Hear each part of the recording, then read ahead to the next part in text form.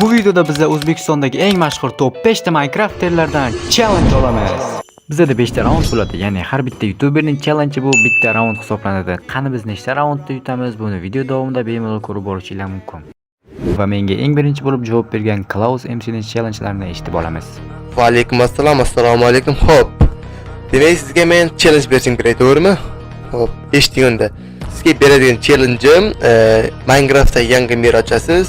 O'sha yangi merda hech qanaqa cheatlarsiz va hech qanaqa kodlarsiz o'zingizni shu 30 soniya ichida o'ldirishingiz kerak. Menga tushundingiz? Yangi mer ochasiz va o'zingizni o'ldiring. Ya'ni 30 soniya ichida. Xullas men beradigan topshirig'im shu. Albatta bajarasiz degan umiddaman. Kelgusi ishlarda omad. To'g'risini aytadigan bo'lsam, bu challenge-ni eshitganimda, juda ham oson-ku, bittada bajaraman deb o'ylagandim. Lekin juda ham katta xato qilgan ekanman. Lekin taslim bo'lmadim va go.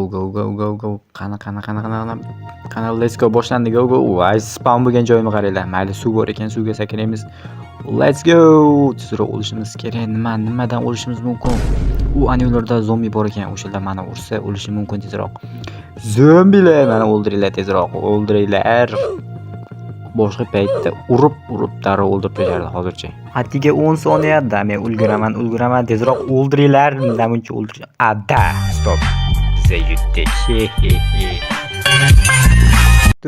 Mana bolalar, Klausning ham challenge-ni bir amallab bajarib oldik. Bu uchun Klausga kattakon rahmat. Kanallar opisiyanada bo'ladi, bemalol o'tib obuna bo'lib qo'yishingiz mumkin va biz King YouTuberning challenge-iga o'tamiz. Qani, let's go. Xo'p bola, bizda King YouTuber bu Prismarinman-da. Prismarinmanning ham challenge-ini eshitamiz va bajarishga go. Mana sizga bitta challenge beraman. Nazar olamga borasizda, kravat qo'yasiz, keyin uxlaysiz. Hazırlaştım. Prosta nazar olamiga borib, o'sha yerga grass block bilan yer quring, osmon yasang, bulutlar yasang va qanaqadir narsalar qilib, xuddi olam bordek qiling-da, ya'ni o'zingizni olamingizni nazar olamida yarating.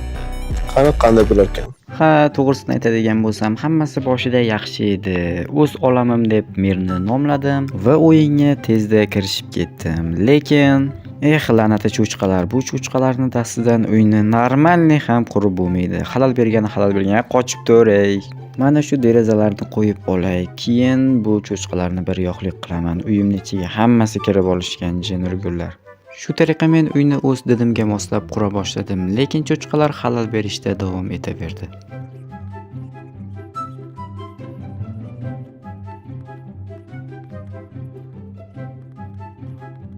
Xo'sh bolalar, videoni men uchun eng og'riqli nuqtasiga ham yetib keldik. Mayli, ko'rishinglar mumkin. Ha do'stlar, bittagina yotoq meni shuncha mehnatimni yo'q qilishga yetarli ekan. Umuman olganda mana bu yerlarni men kres bloklardan qilishim kerak edi. Yana ham gulli va yashil bo'lishi uchun. Haqiqiy minus aura nimaligini bilasizlarmi? Men bu yerga yotoq qo'ydim va uni ustiga bilmasdan bosib yubordim. Bu haqiqiy minus aura.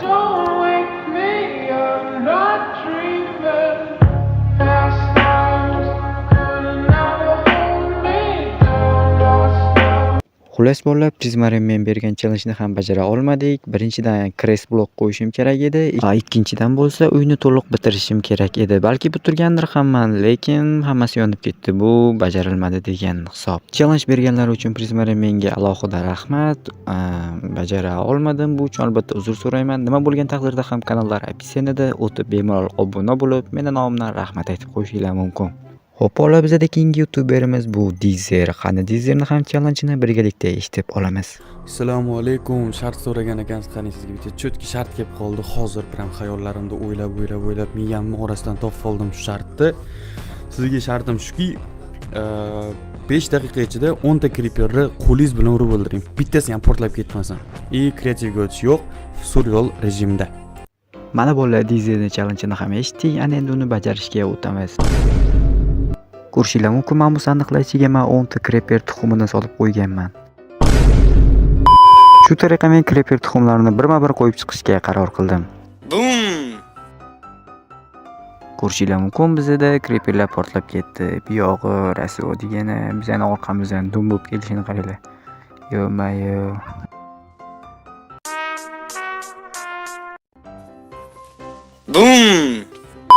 Xullas bolalar biza taslim bo'lmadik, yana yangi mir ochdim va yana creeperlar bilan jangga go. To'g'risini aytadigan bo'lsam, bu challenge ham meni anchagina qiynab qo'yyapti. Xullas bu menimiz ham o'xshamadi, zombilar ko'payib ketdi. Короче, bolalar mani mega miyam ishlab qoldi. Flat yer ochib, creeperlarga qarshi chiqishga. Yo, what the fuck, porlab ketdik-ku baribir. Mayli, shu tariqa bu challenge-ni bajara olmaganimni ham rasman tan olaman. Chunki menda Bedrock versiya bo'lganligi uchun bu challenge-ni umuman bajara olmadim. Ko'rib turganingizdek, creeperlar yoniga bordim, urishga harakat qildim, lekin portlab ketaverdi. Mayli. Bu uchun Dizerga albatta rahmat. Bu challenge-ni berganlari uchun harakat qildim bajarishga, baribir bajara olmadim. Creeperlarga keladigan bo'lsak, rosa qiynaldim. Bolalar, ko'rib turganingizdek, bu challenge-ni ham bajara olmadim. Mayli, tushkunlikka tushmaymiz. Dizer, albatta siz tushunasiz degan umiddaman. Men Bedrock versiya bo'lganligim uchun buni bajarish men uchun biroz qiyin bo'ldi. Albatta, opisiya orqali Dizerning kanaliga o'tib, meni nomimdan rahmat aytib qo'yish esingizdan chiqmasin. Qani unda keyingi YouTuberga navbatni beramiz. Let's go. Xo'p bolalar, bizda keyingi YouTuberimiz bu Mestro. Birgalikda challenge-larni eshitib ko'ramiz. Xo'sh, salom, sizga challenge berish kerak bo'lsa, sizga challenge Minecraftda hardcore rejimda vitamin ochasiz, keyin o'zingiz izlab topib, 5 ta otni 5 daqiqa ichida topib, xullas o'zingizga bo'ysuntirishingiz kerak. Qanday? O'rgatishingiz kerak. Bolalar, sizlar ham xuddi YouTuberlar singari menga o'z challenge-larni berishinglar mumkin va men keyingi videoda sizlarning challenge-larni aynan YouTube kanalimda olib chiqishim mumkin. Qanday qilib deysizmi? Hozir tushuntirib beraman. Kommentariya va opisiya orqali Telegram kanalimizga o'tasiz va unga obuna bo'lgach, aynan mana shu postning tagidagi izohlar bo'limiga o'z challenge-ingizni yozib qoldirasiz. Va albatta yozuvli tarzda xohlasangiz ovozli xabar qilib tashlashingiz mumkin. Men esa keyingi video uchun top 5 ta yoki top 10 ta eng sara challenge-larni olib video qilib tayyorlayman. Keyingi videoda esa aynan sizning challenge-ingiz chiqishi mumkin. Telegram kanal manzili opisiya va kommentariyada. Mana bolalar, Mestroning shartini ham eshitdik. Endi uni bajarishga let's go. Xo'sh, ana boshlandi. Sekundlarimiz ketmoqda, hammasi joyida. Endi 5 daqiqa ichida biz ot topishimiz kerak, ya'ni 5 ta ot. Xo'p, bu yoqdan boshlasak, shoshilishim kerak. 5 ta otni topish juda ham qiyin, ataylab hardcore rejimda deyilgan. Bu juda ham qiyin degani. Mayli, qidirishda davom etamiz. Yaxshilab e'tibor bersanglar, video kesilmagan, shunchaki tezlashtirilgan va mening yaqin o'rtamda qishloq bor ekan va shu yerda mening omadim kuldi. Tak bolalar, mana shu yerdan biz oziq-ovqat olishimiz mumkin, chunki qornimiz ochib qolishi mumkin. O'lib ketish niyatim yo'q. Hamma tomon bo'sh. Bu yerda sandiq, tepada ham yo'l bor shekilli. Qani? O'da sandiq bor ekan. Bitta non olamiz yetarli. Xo'p, yo'lni davom etamiz.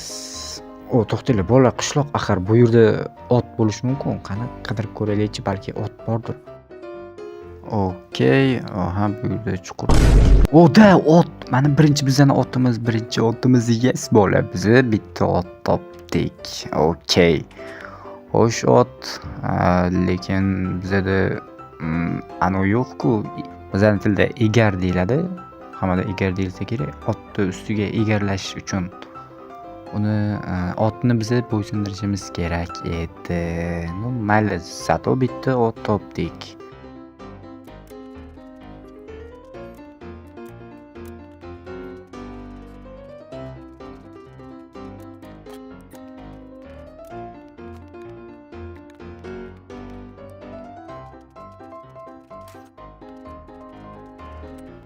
Bolalar, bugun menimcha chap tomonim bilan turganman shekilli. Bu challenge-ni ham bajara olmadim. Bor yo'g'i bitta ot topdim, lekin uni ham o'zimga bo'ysundira olmadim. Mayli, tushkunlikka tushmaymiz. Mestroning kanali ham opisiyanada bo'ladi. Bemalol o'tib kanaliga meni nomimdan rahmat aytishinglar mumkin.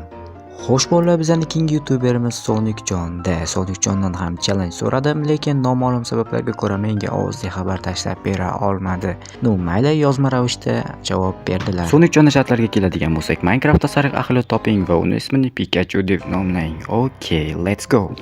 Mana bolalar, Sonicjonning challenge-ini ham eshitib oldik. Endi uni bajarishga ham o'tamiz. Ko'rib turganinglardek, merni g'ayritabiiy nomlab oldik. Qani, let's go.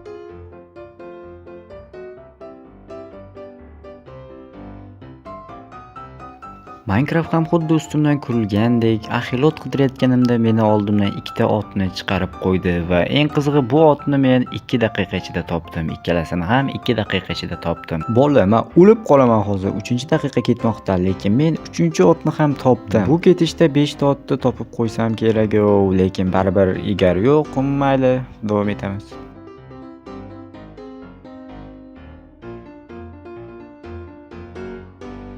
To'g'risini aytadigan bo'lsam, bu hayvonni umuman topa olmadim. Ko'pincha bu hayvon suvda bo'lsa kerak. Endi kreativga o'tib bu hayvonni spawn qilaman va uni nomlashga harakat qilaman. Bolalar, sariq axilotni ham kreativdan o'rnatdim. Ya'ni spawn qildim, lekin uni nomlay olmadim. Qancha urinsam ham buni bajara olmadim. Demak, bu raundda ham men yutqizdim, ya'ni challenge-ni bajara olmadim. Xo'p bolalar, Sonicjonning kanali ham opisiyanida bo'ladi. Bemalol o'tib, mening nomimdan rahmat aytib qo'yishinglar mumkin. Va endi biz nechta raundda g'alaba qozonganmiz, buni hammasini birgalikda hisoblab ko'ramiz.